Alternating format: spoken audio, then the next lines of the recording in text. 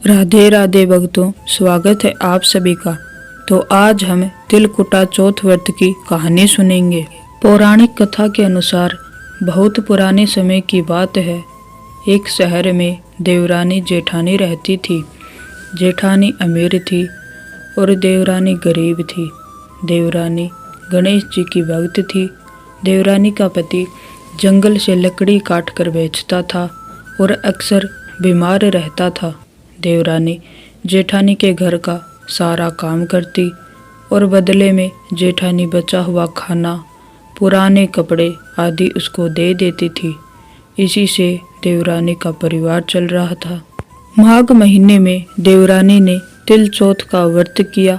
5 रुपए का तिल व गुड़ लाकर तिलकुटा बनाया।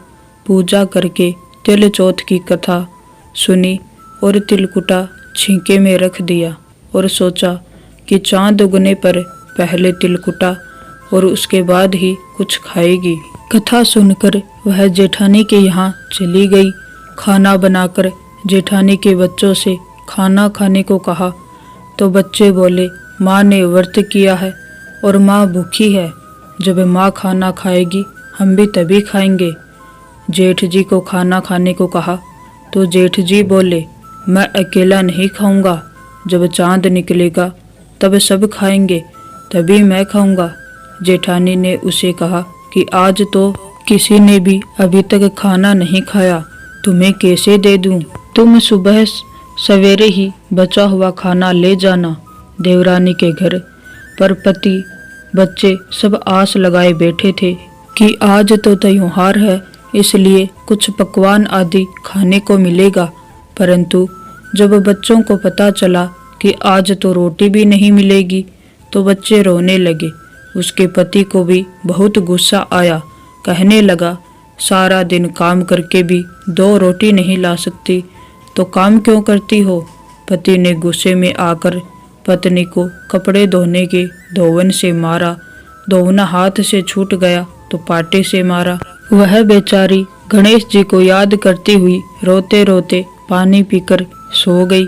उस दिन गणेश जी देवरानी के सपने में आए और कहने लगे, दौवने मारी, पाटे मारी, सो रही है या जाग रही है? वह बोली, कुछ सो रही हूँ, कुछ जाग रही हूँ। गणेश जी बोले, भूख लगी है, कुछ खाने को दे। देवरानी बोली, क्या दूँ? मेरे घर में तो अन्न का एक दाना भी नहीं है। जेठानी का बचा खुचा खाना देती थी, आज वो भी नहीं मिला। पूजा का बचा हुआ तिलकुटा छींके में पड़ा है, वही खा लो। तिलकुटा खाने के बाद गणेश जी बोले, दौने मारी, पाटे मारी, निमटाई लगी है, कहाँ निमटे? वो बोली, ये घर पड़ा है, जहाँ इच्छा हो वहाँ निमट लो। फिर गणेश जी बोले, अब कहाँ पहुँचूं? अब देवरानी को बहुत गुस्सा आया कि अब कब के तंग करे जा रहे हैं। सो बोली, मेरे सर पर पहुँचो। और कहाँ पहुँचोगे? सुबह जब देवरानी उठी तो यह देखकर हैरान रह गई कि पूरा घर हीरे मोती से जगमगा रहा है। सिर पर जहाँ विनायक जी पोछनी कर गए थे, वहाँ हीरे के टीके व बिंदी जगमगा रहे हैं। बोले, गणेश जी महाराज की जय। उस दिन देवरानी जेठानी के काम करने नहीं गई।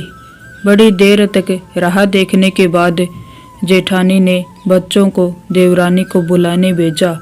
जेठानी ने सोचा, कल खाना नहीं दिया, इसलिए शायद देवरानी बुरा मान गई। बच्चे बुलाने गए और बोले, चाची चलो, माँ ने बुलाया है, सारा काम पड़ा है।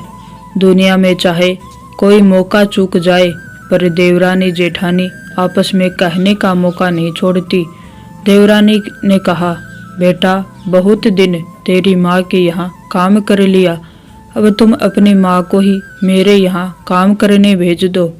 बच्चे ने घर जाकर माँ को बताया कि चाची तो पूरा घर हीरे मोतियों से जगमगा रहा है। जेठानी दौड़ती हुई देवरानी के पास आई और पूछा कि ये सब कैसे हुआ। देवरानी ने उसके साथ जो हुआ वह सब कह डाला। घर लौटकर जेठानी अपने पति से कहा कि आप मुझे दौवने और पाटे से मारो। उसका पति बोला कि भली मानस, मैंने कभी तुम पर हाथ भी नहीं उठाया। मैं तुम्हें दौवने और पाटे से कैसे मार सकता हूँ। वह नहीं मानी और जिद करने लगी। मजबूरन पति को उसे मारना पड़ा। उसने ढेर सारा घी डालकर चूरमा बनाया और छींके में रखकर सो गई। रात को चौथ विनायक जी सपने में आए और कहने लगे कि भूख लगी है, क्या खाऊं। जेठानी ने कहा, हे गणेश जी महाराज, मेरे देवरानी के यहाँ तो आपने सूखा चूंटी भर तिलकुटा खाया था।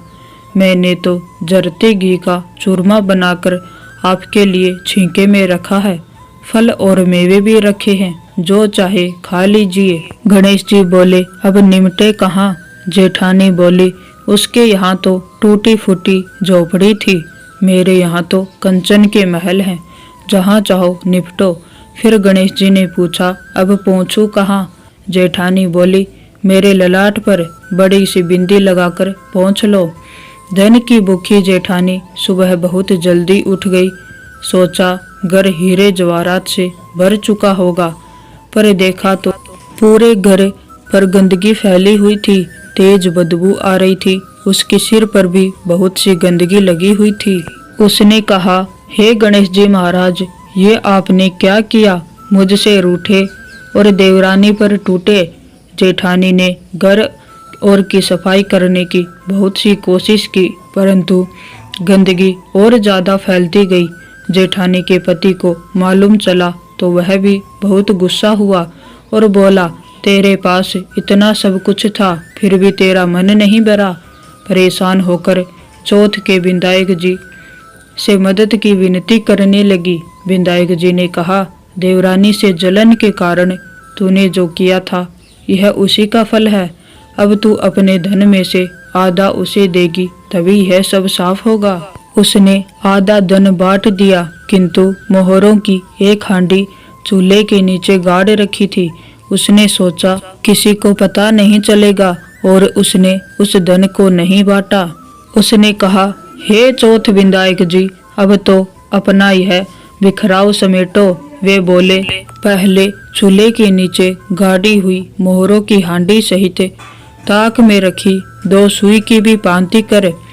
इस प्रकार विनायक जी ने सुई जैसी छोटी चीज का भी बंटवारा करवाकर अपनी माया समेटी। हे गणेश जी महाराज, जैसे आपने देवरानी पर कृपा की, वैसे सब पर करना। कथा अधूरी हो तो पूरी करना, पूरी हो तो मान करना। बोलो गणेश जी महाराज की जय हो। अगर आपको हमारी यह कथा अच्छी लगी हो तो वीडियो को लाइक करके चैनल को सब्सक्राइब जरूर कर लीजिएगा। आप सभी को राधे राधे।